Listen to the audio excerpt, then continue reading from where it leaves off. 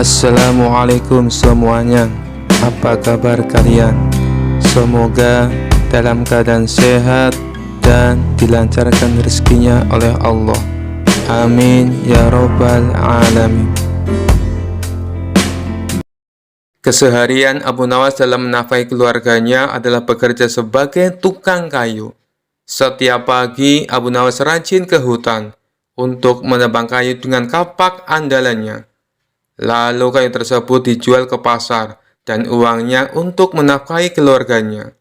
Suatu ketika saat Abu Nawas dalam berjalan di hutan, kapak yang biasa dibawanya jatuh ke dalam jurang. Tanpa kapaknya, otomatis ia tidak bisa bekerja seperti biasanya. Kapak itu adalah satu-satunya peralatan yang ia punya.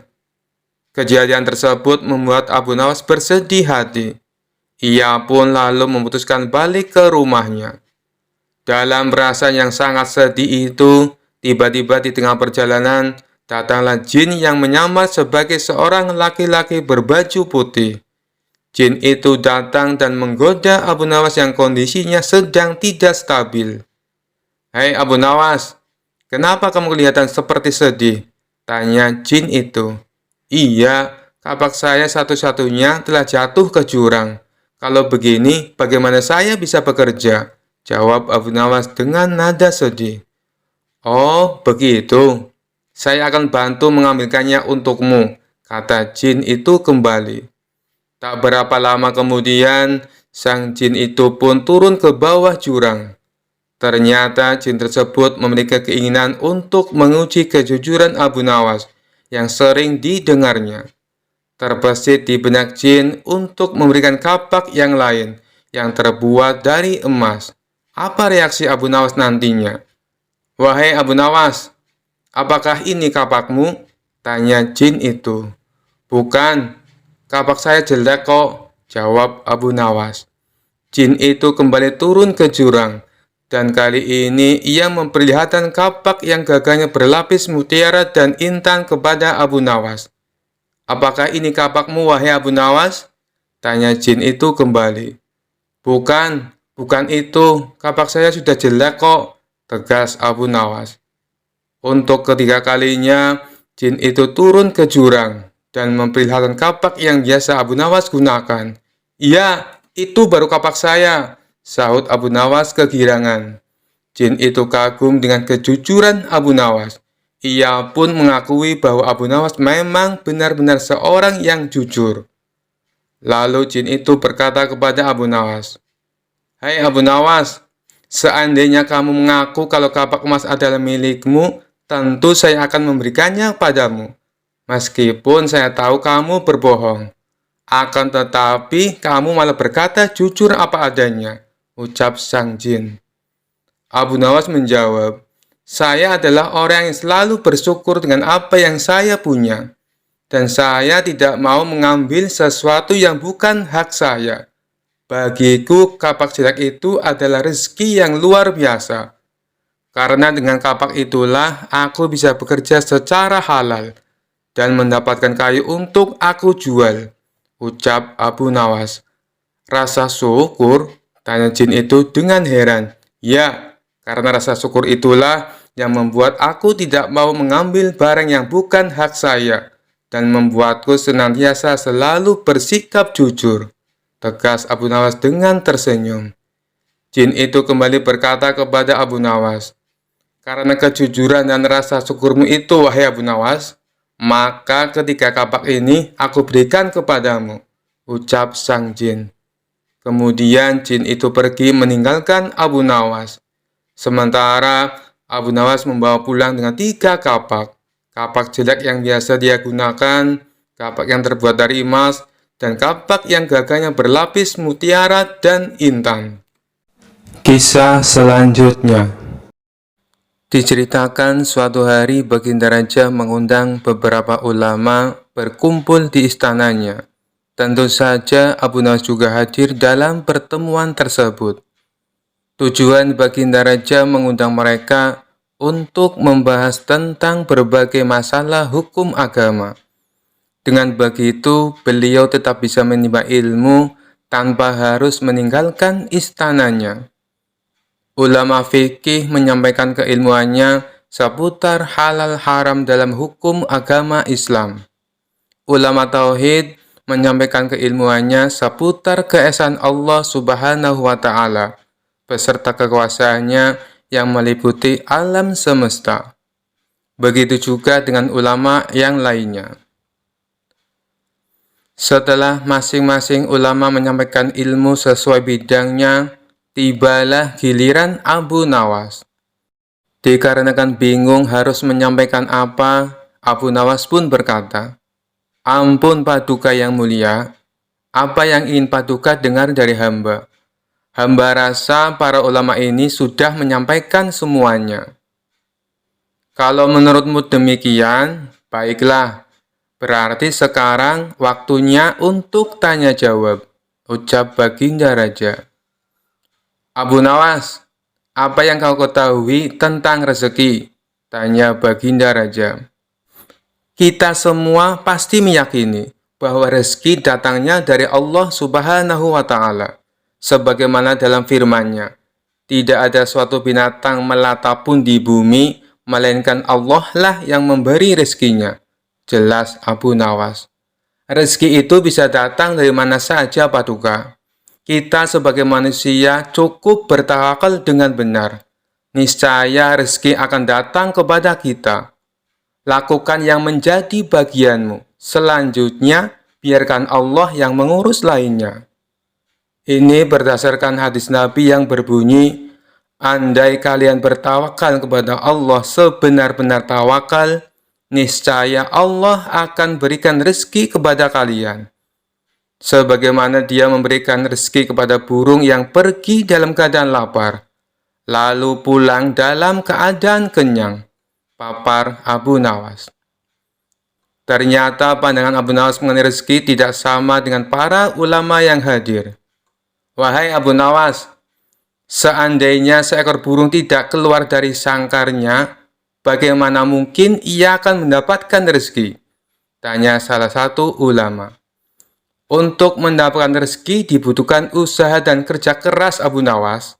Rezeki itu tidak datang sendiri, melainkan harus dicari dan didapatkan melalui sebuah usaha," timpal ulama yang lain.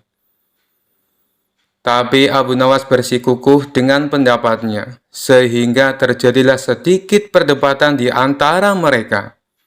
Tidak ingin debat berkepanjangan, Abu Nawas lalu berkata, "Begini saja, besok kita berkumpul lagi di sini. Buktikan pendapat kalian di hadapan Paduka Raja." Para ulama pun sepakat dengan tawaran Abu Nawas tersebut.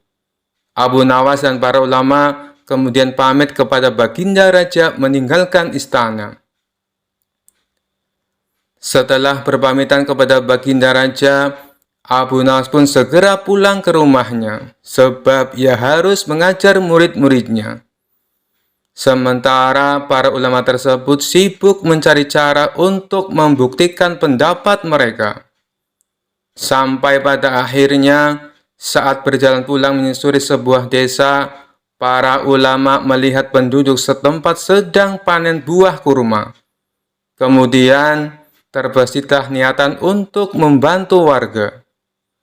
Setelah selesai dengan pekerjaannya, para ulama ini mendapat imbalan beberapa ikat buah kurma dari warga setempat. Mereka senang bukan main.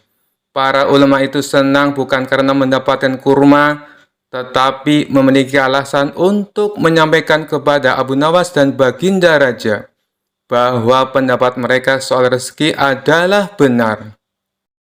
Kita mendapatkan buah kurma karena berusaha dan bekerja. Sedangkan Abu Nawas hanya diam di rumah. Mana mungkin dia mendapatkan kurma? Ini menunjukkan bahwa rezeki bisa didapat bila mencarinya dan bekerja. Jadi pendapat kita sudah benar. Besok kita bawa ini sebagai buktinya. Kita tunjukkan kepada Abu Nawas dan Baginda Raja, kata salah satu ulama kepada kawannya. Maka pada keesokan harinya, para ulama ini datang ke istana. Sesampainya di sana, ternyata sudah ada Abu Nawas duduk di hadapan Baginda Raja. Melihat para ulama sudah datang, Baginda Raja segera menyambutnya. "Kemarilah, silakan duduk tuan-tuan," sambut Baginda Raja. Mereka lalu duduk bersebelahan dengan Abu Nawas. Salah satu ulama kemudian berkata, "Ampun Paduka yang mulia, sesuai dengan janji kami membawakan bukti atas pendapat kami. Kami rasa pendapat Abu Nawas kurang tepat. Justru pendapat kamilah yang lebih tepat." Mendengar hal itu, Baginda Raja pun bertanya, "Bukti apa yang kalian bawa?" Para ulama ini segera menunjukkan beberapa ikat buah kurma, lalu meletakkannya di hadapan Abu Nawas dan Baginda Raja. "Buah kurma ini kami dapat karena kemarin kami bekerja membantu warga panen kurma. Jadi, mengenai pendapat Abu Nawas yang mengatakan seseorang cukup bertawakal dengan benar, nanti rezeki akan datang sendiri, kami rasa pendapat tersebut kurang tepat Paduka. Pendapat kamilah yang lebih tepat, karena rezeki itu harus dicari. Seandainya kami tidak bekerja membantu warga, kurma ini tentu tidak akan sampai di tangan kami. Sedangkan Abu Nawas kemarin hanya berdiam diri di rumah. Apakah Abu Nawas mendapat kurma seperti kami? Tentu saja tidak Paduka, karena kemarin Abu Nawas tidak bekerja," kata ulama menjelaskan. "Yang kalian katakan itu benar sekali. Aku sependapat dengan kalian," sahut Baginda Raja. "Bagaimana denganmu Abu Nawas? Apakah kamu masih membantahnya?" tanya Baginda Raja. Mendengar hal itu, Abu Nawas hanya tersenyum seraya mengambil kurma dan mencicipinya.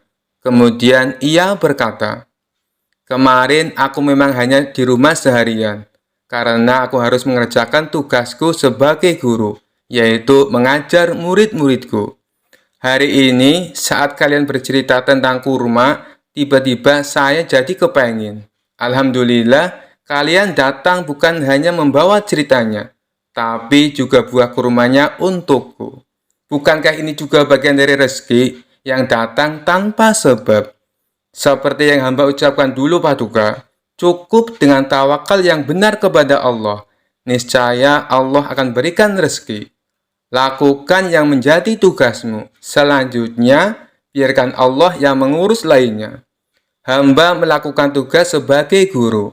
Lalu Allah mengirim kalian membawakan kurma untukku." Ucap Abu Nawas tidak mau kalah.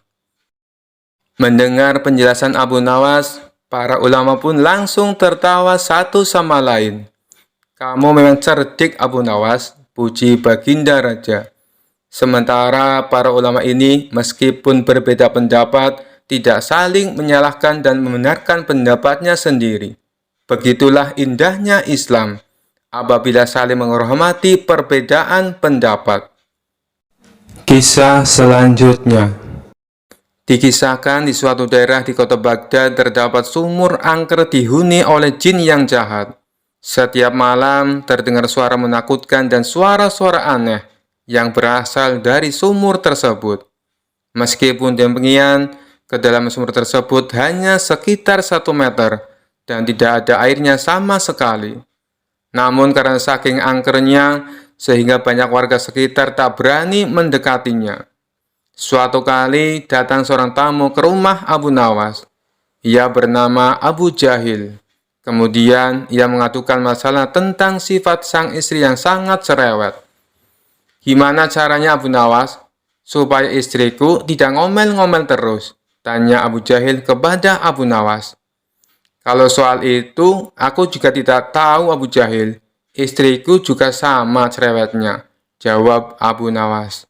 "Masa kamu tidak tahu? Kamu kan terkenal cerdik Abu Nawas," ujar Abu Jahil. "Baiklah, kalau kamu mau, bawa saja istrimu ke sumur tua yang angker, lalu kamu jatuhkan dia ke dalamnya," saran Abu Nawas. "Maksudmu sumur tua yang dihuni jin jahat itu? Bisa-bisa istriku malah mati tenggelam. Aku tidak mau Abu Nawas," tolak Abu Jahil. "Tenang Abu Jahil, istrimu tidak akan tenggelam.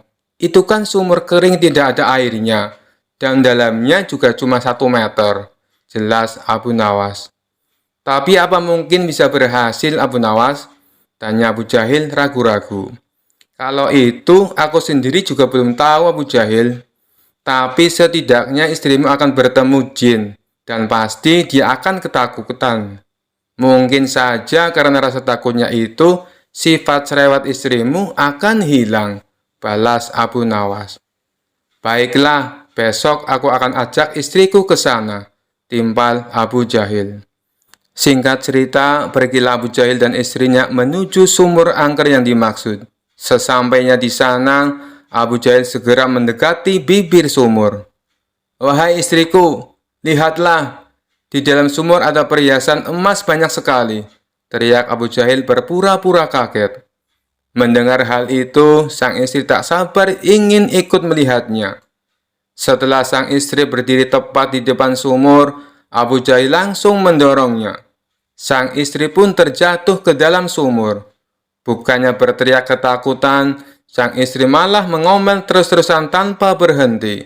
Mana emasnya? Aku tidak melihatnya sama sekali, omel sang istri. Dan ketika jin penghuni sumur mencoba menakuti istri Abu Jahil, ia malah kena semprot omelannya. Kamu pasti yang menyembunyikan emas. Cepat berikan kepadaku. Ayo cepat berikan, teriak istri Abu Jahil.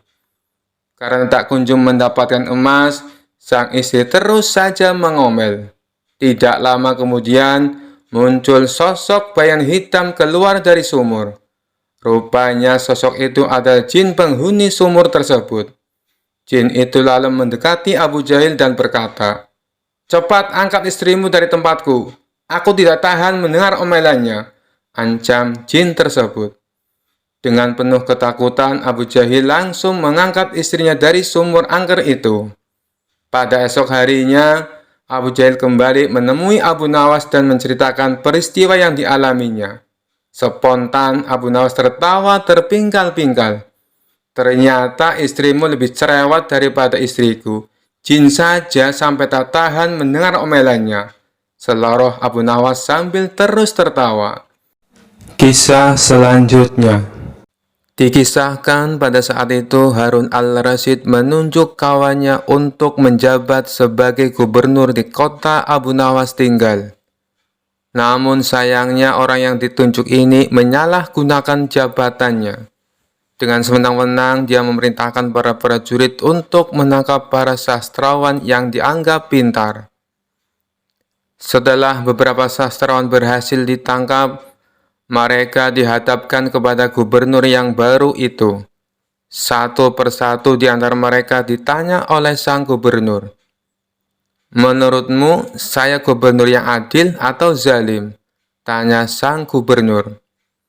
"Anda adalah gubernur yang zalim," jawab sastrawan yang pertama.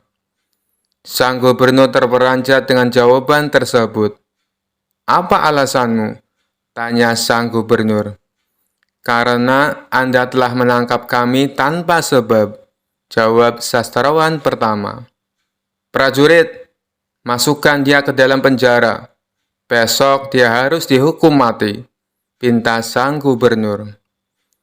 Sastrawan berikutnya dipanggil dan diberi pertanyaan yang serupa.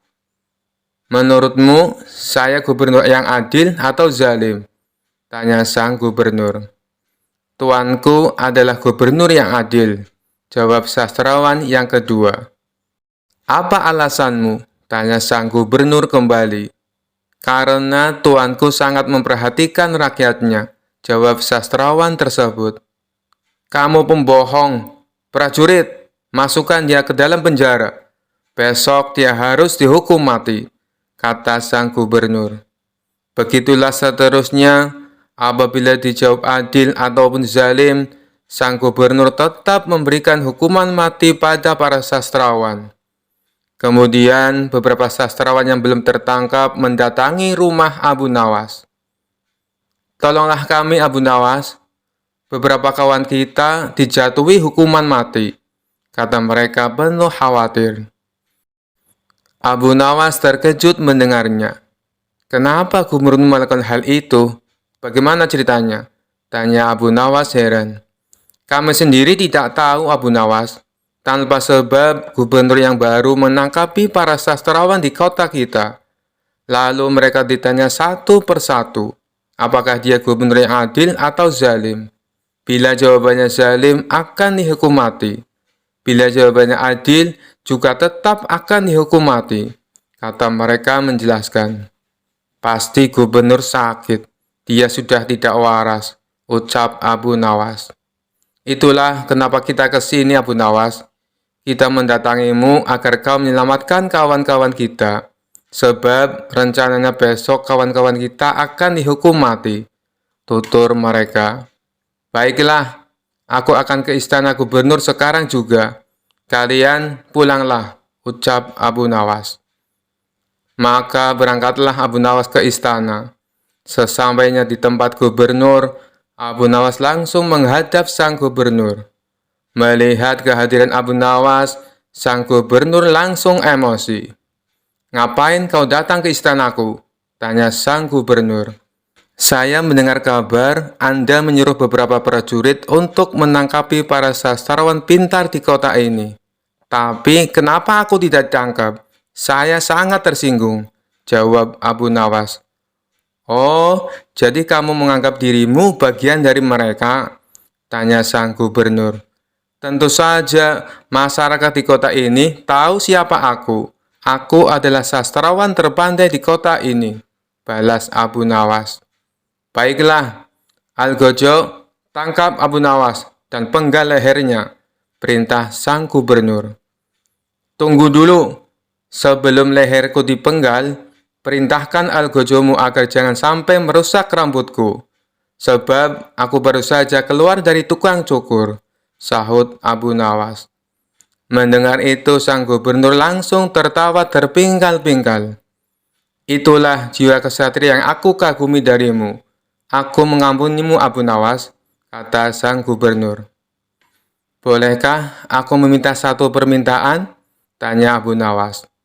Apa permintaanmu? Katakan saja, jawab sang gubernur. Saya juga minta pengampunan untuk kawan-kawanku, pinta Abu Nawas. Sejenak sang gubernur terdiam. Aku akan mengabulkan permintaanmu, tapi ada syaratnya. Kamu harus bisa menjawab 3 pertanyaanku, ujar sang gubernur.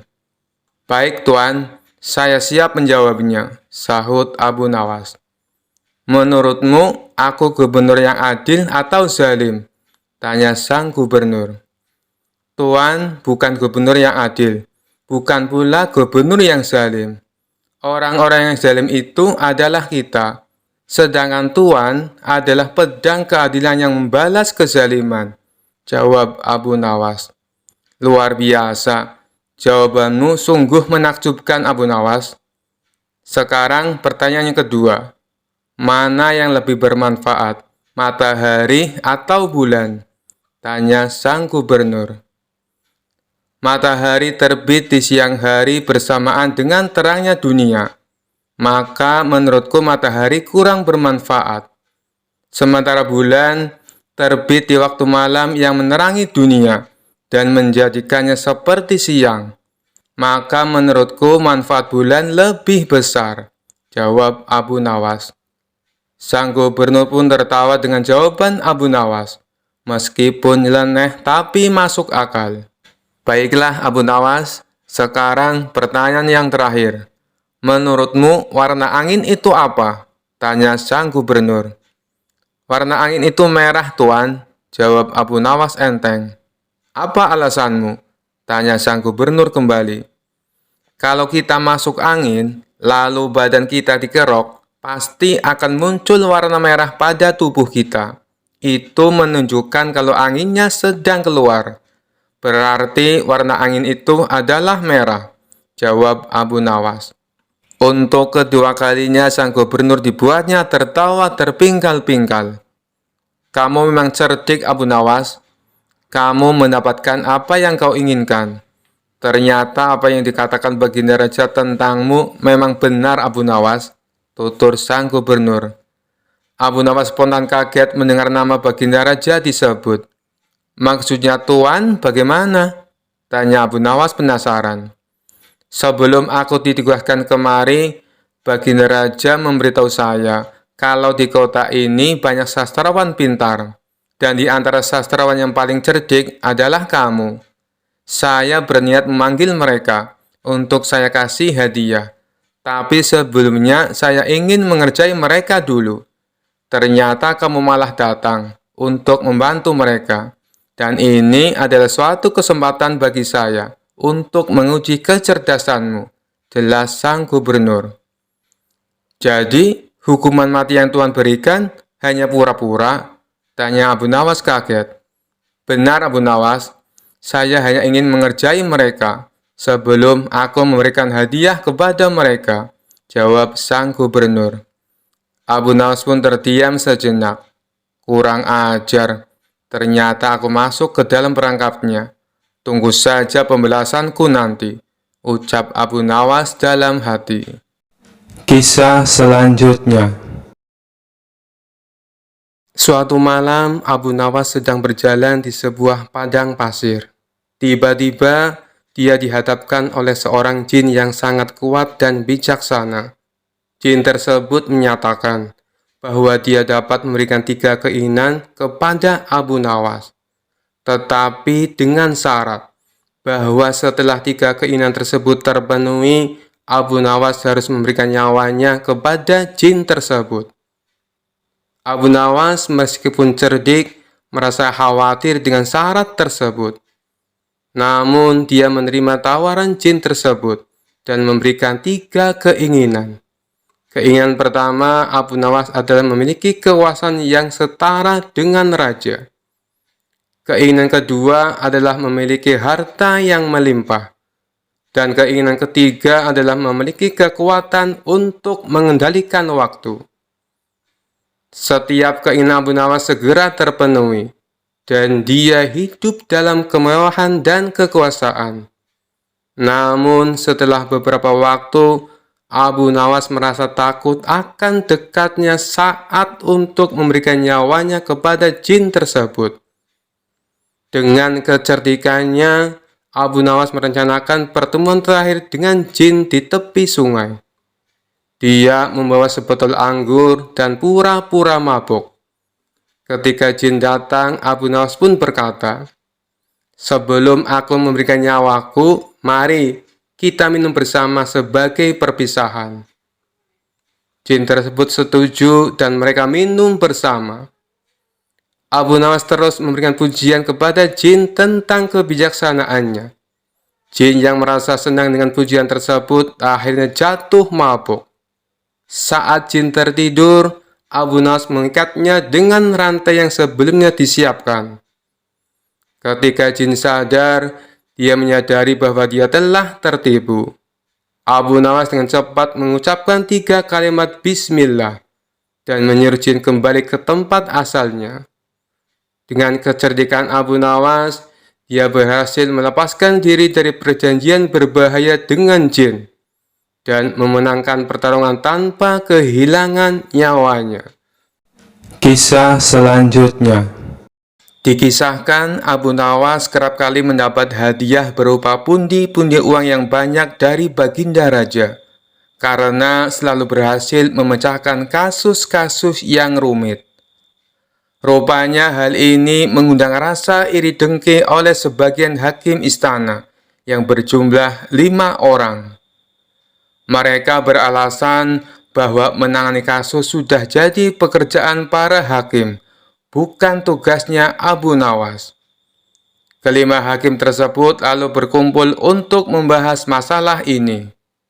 Enak saja Abu Nawas, dia mendapat hadiah yang seharusnya jadi milik kita, kata salah satu dari mereka.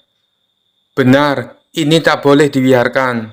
Ayo, kita ajukan protes kepada Baginda Raja, sahut yang lainnya. Maka kelima hakim ini menghadap Baginda Raja dan menyatakan keberatannya. Mendengar keluhan mereka, Baginda Raja menanggapinya dengan bijak. Kalian kan sudah mendapat gaji tiap bulannya, sedangkan Abu Nawas tidak mendapatkan. Jadi wajar kalau aku memberinya hadiah. Itu sebagai rasa terima kasih karena telah membantu menyelesaikan masalah, tutur Baginda Raja. Tapi itu kan seharusnya sudah menjadi tugas kami. Kenapa Paduka berikan kepada Abu Nawas? Protes salah satu hakim. Saya tahu kalian orang pintar dan berpendidikan. Tapi kasus yang aku percayakan pada Abu Nawas butuh kecerdasan dan kebijaksanaan, terang Baginda Raja. Soal kebijaksanaan, kami juga bisa, Paduka yang mulia, ujar mereka. Karena mereka bersikukuh dengan pendiriannya, akhirnya Baginda Raja membuat sebuah tantangan. Baiklah, akan saya uji kalian dengan kasus yang sederhana. Jika kalian bisa memecahkannya, saya tidak akan lagi meminta bantuan Abu Nawas, kata Baginda Raja. Kemudian Baginda Raja perintahkan pelayan untuk membawakan papan tulis. Lalu di papan tulis tersebut Baginda Raja menggambar garis dengan panjang 100 cm. Sekarang, masing-masing dari kalian maju dan perpendek garis ini, perintah Baginda Raja. Hakim pertama maju ke depan. Ia menghapus 20 cm dari garis itu, dan kini menjadi 80 cm. Selanjutnya, Baginda Raja mempersilakan hakim kedua untuk melakukan hal yang sama. Ia pun menghapus garis sepanjang 20 cm, dan garis tersebut kini menjadi 60 cm. Hakim ketiga dan hakim keempat pun maju ke depan. Mereka berdua melakukan hal yang sama, hingga garis itu tinggal 20 cm. Tibalah giliran hakim yang kelima. Ia terlihat kebingungan, tak tahu harus bagaimana. Kemudian Baginda Raja bertanya, apakah engkau akan melakukan hal yang sama seperti kawanmu? Kalau demikian, garisnya akan hilang. Padahal yang aku minta perpendek garisnya, bukan menghilangkan garisnya. Tapi kalau hanya menghapus 10 cm, berarti kau telah berbuat tidak adil. Karena keempat kawanmu menghapus 20 cm. Lalu, bagaimana caramu memecahkan masalah ini? Kalau engkau kebingungan, silakan kamu tanya pada keempat kawanmu, ujar Baginda Raja. Kelima hakim tersebut mulai berpikir keras untuk mencari solusinya. Setelah sekian lama berpikir, mereka tak kunjung mendapatkan jawaban. Ampun Paduka yang mulia, kami tidak tahu cara memecahkan masalah ini, kata mereka. Baiklah, kalau kalian sudah menyerah, maka aku akan panggil Abu Nawas kemari. Singkat cerita, datanglah Abu Nawas. Ia lalu diperintah Baginda Raja untuk menyelesaikan masalah yang diberikan kepada 5 hakim tersebut. Tanpa pikir panjang, Abu Nawas langsung melaksanakan perintah Baginda Raja. Ia tidak menghapus garis yang tersisa 20 cm. Akan tetapi, ia menggambar garis yang baru, yang panjangnya 120 cm. Garis tersebut lebih panjang daripada garis yang pertama yang dibuat oleh Baginda Raja. Setelah Abu Nawas selesai dengan tugasnya, Baginda Raja lalu berkata kepada mereka, kalian lihat sendiri kan? Bagaimana cara Abu Nawas menyelesaikan masalah untuk membuat garis menjadi pendek. Kalian tak perlu menghapusnya, cukup membuat garis baru yang lebih panjang. Maka garis pertama akan menjadi lebih pendek dengan sendirinya. Mendengar hal itu, kelima hakim tersebut menyadari akan kekeliruannya dan mengakui kecerdasan Abu Nawas akan sifat bijaknya dalam menyelesaikan sebuah masalah. Sekian dulu perjumpaan kita kali ini. Sampai bertemu lagi di kisah-kisah selanjutnya. Terima kasih yang sudah subscribe dan setia menonton channel ini. Wassalamualaikum warahmatullahi wabarakatuh.